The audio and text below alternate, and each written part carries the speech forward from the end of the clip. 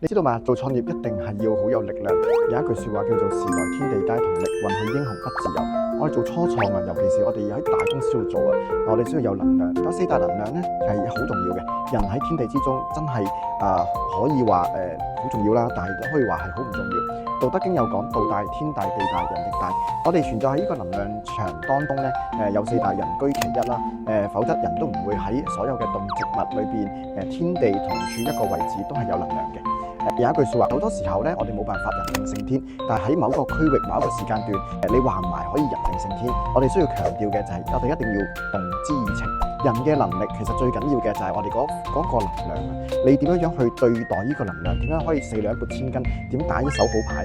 因為如果錯嘅人去打呢個錯嘅牌，一定係會打爛嘅。同樣一個爛嘅牌俾一個啱嘅人去打，咁可能就會打得好好。咁所以有一句説話就叫做時來天地皆同力，運去英雄不自由。真正嘅英雄唔係喺真係搞唔掂嘅時候啦，佢都可以將呢個手上嘅爛牌去打到一個靚嘅一個地方，打出個天地皆助力嘅一個情況。咁所以我哋睇家啦，經常都會面對好多困難，但係只要我哋喺啱嘅方向，我哋揾到我哋嘅貴人，我哋同大家一齊去講好呢個故事，我哋就係好足夠噶啦。請繼續支持我哋睇家啦，一齊講好愛與幸福感嘅故事。